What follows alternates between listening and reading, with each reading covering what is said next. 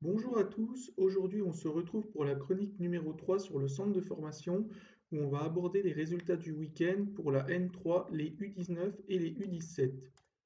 Tout d'abord, la N3 jouait samedi à Bonal contre la SPTT Dijon. Alors l'enjeu c'était tout simplement de pouvoir repasser devant la SPTT Dijon et de continuer à prendre des points pour le maintien parce que un concurrent, c'était quand même un concurrent direct, même s'ils sont plutôt dans la moitié de tableau basse. Ils avaient un peu d'avance, mais si on gagnait, on pouvait les rattraper. Donc, c'était un match qui allait compter pour le maintien. Pour ce match, pas trop de changements par rapport au 11 de la semaine dernière. On avait Valette qui remplaçait Dosso pour sans doute préparer l'absence de Patouillet en sélection pour le prochain match de l'équipe première, voire peut-être pour le deuxième aussi. Donc, euh, donc, du coup, Valette a remplacé Dosso. On avait Atangana qui était absent, suspendu de tête, remplacé par Mendes da Silva qui lui sera suspendu au prochain match. Le Collier était absent également, puisque comme vous l'avez vu, il était avec l'équipe 1 et a été buteur. Donc c'est Pélissard qui le remplaçait et Monbon qui rentrait dans le 11 pour prendre l'autre côté. On avait Isanga qui était titulaire dans un rôle plus de milieu relayeur et le retour de blessure de Pézard qui est rentré en cours de jeu. Au niveau des absents, on avait aussi Kayembe qui était forfait pour ce match, qui est blessé. Donc un 11 avec Valette au cage, Gonzalez, Diane Ranjon, Tella pour la défense, Mendes da Silva, Isanga, Majdi au milieu, Pélissard Mombong sur les côtés, Gnabo en neuf. Au niveau du match, c'est un match qu'on a plutôt bien maîtrisé. Euh, Est-ce que le fait de jouer sur la pelouse de Bonal nous a aidé, voire avantagé? Je le pense, parce que c'est beaucoup plus facile pour mettre en place du jeu que sur des pelouses, comme on a pu jouer au cours de cette saison, compliquées, puis qui peuvent se dégrader avec le temps qu'on a eu ces derniers mois.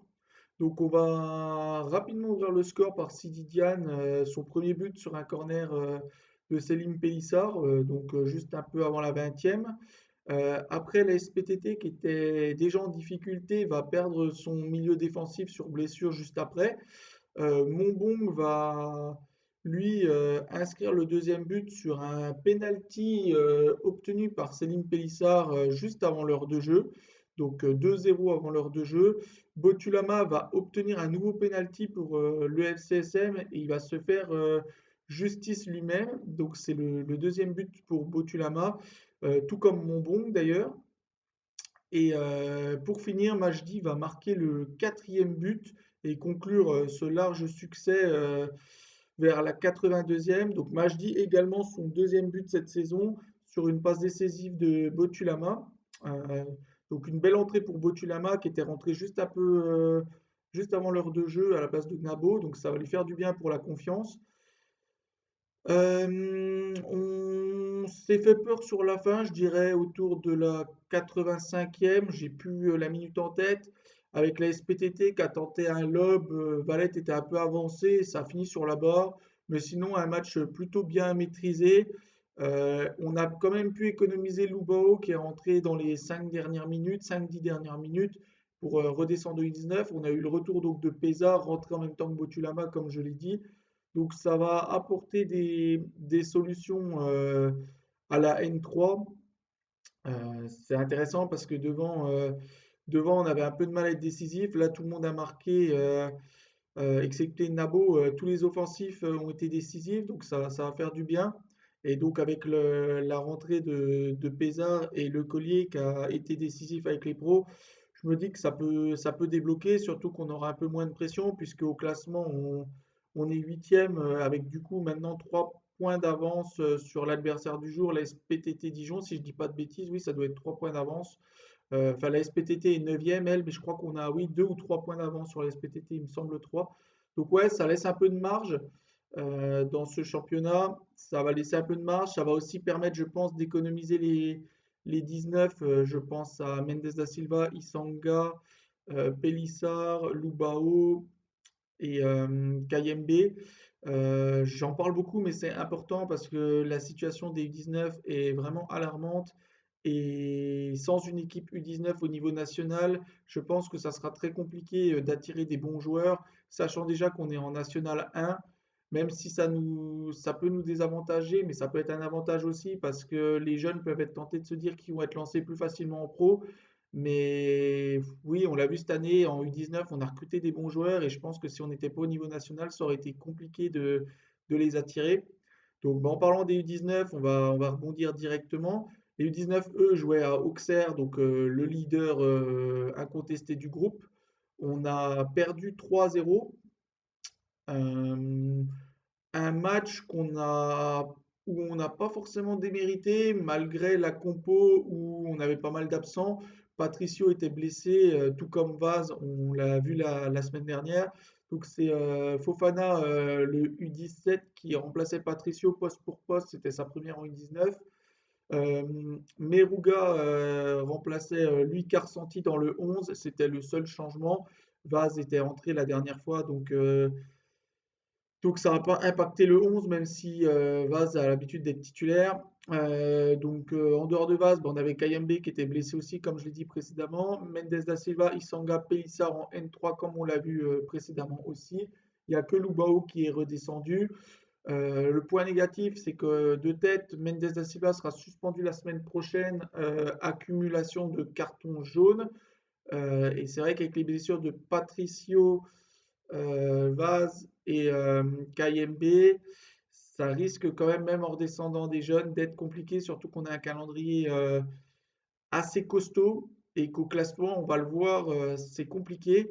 Donc bah, pour revenir sur le 11, donc pas trop de changements par rapport à la semaine dernière. On avait Diarra Okash, Fofana, Dodé, Mustafik Bossi en défense, dont les deux premiers cités sur les côtés. Léal Moreira était toujours là avec, Joseph. Comme on l'a vu la semaine dernière, on avait toujours Koto Koto Muyema titulaire, comme d'habitude. Lubao avait pu redescendre. Camara était là aussi. Et c'est donc, comme je disais, Meruga qui remplaçait le jeune Carcenti, qui engrange du temps de jeu en U19, un coup titulaire, un coup remplaçant.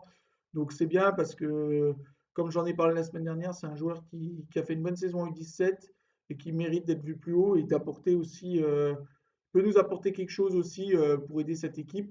On aura besoin de tout le monde.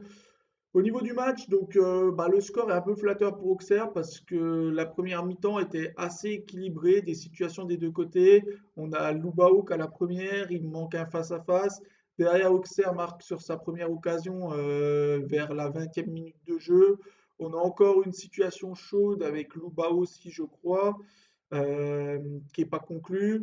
Auxerre va marquer juste avant la 40e minute de jeu le but du break. On a la chance de pouvoir se relancer avant la mi-temps. Malheureusement, Koto Koto Muyema qui obtient un penalty va le tirer lui-même et va échouer en le tirant sur le poteau. Donc à la mi-temps, 2-0 pour Auxerre.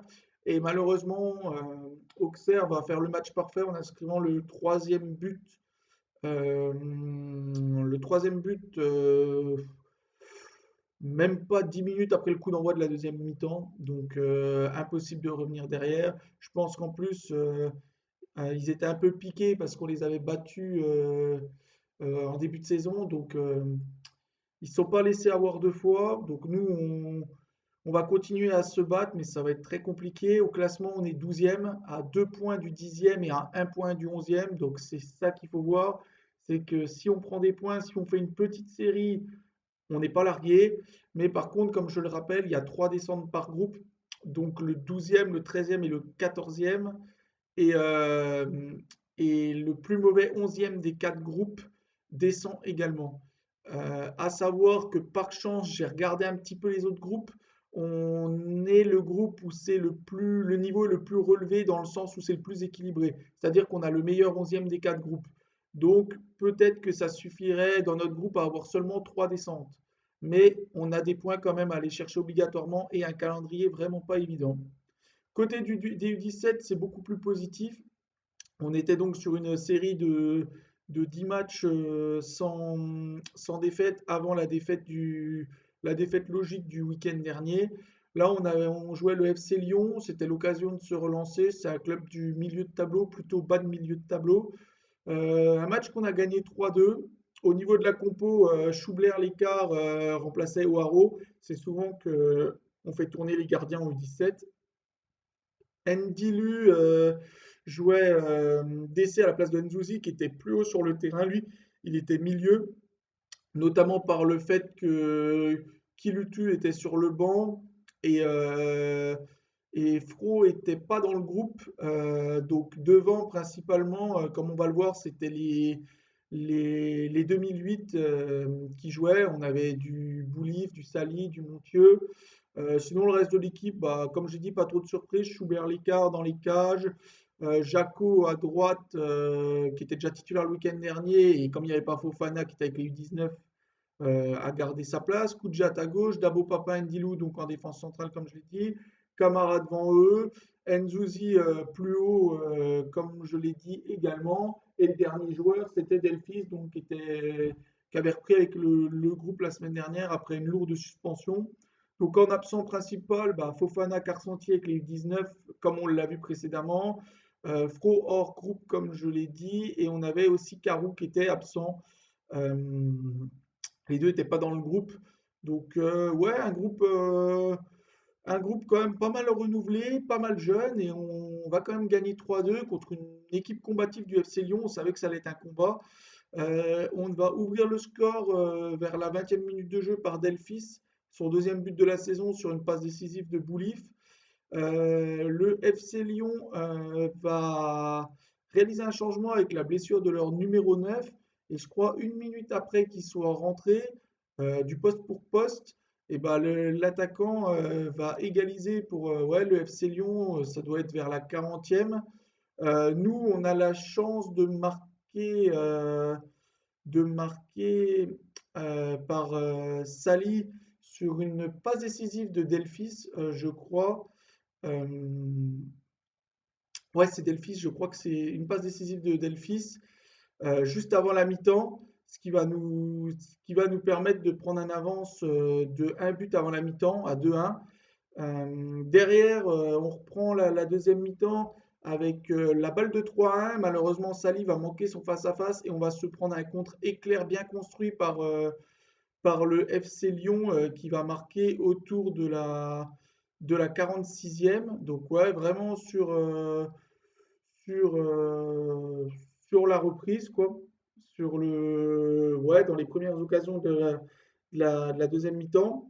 Et nous, on va marquer à l'heure de jeu, un petit peu avant l'heure de jeu, avec Boulif, son septième but de la saison sur une nouvelle passe décisive de Delphis, sa cinquième passe décisive de la saison. Après, derrière, les deux équipes vont avoir des opportunités, même si on a un peu plus de situations chaudes. On tape notamment deux montants. Derrière, le FC Lyon a des occasions, mais sans vraiment non plus que ce soit trop dangereux pour nous. Donc, ouais, on prend une victoire méritée, selon moi, dans un match où on savait que ça allait être un combat avec une équipe du FC Lyon qui a des bons joueurs, mais surtout qui a une belle mentalité de ne pas lâcher. Donc, c'est jamais facile de leur prendre des points. Euh, Nous, ça nous permet de continuer à gravir les marches et pourquoi pas aller essayer de chercher cette deuxième place puisqu'on est cinquième avec 34 points à seulement de tête 2 points du deuxième.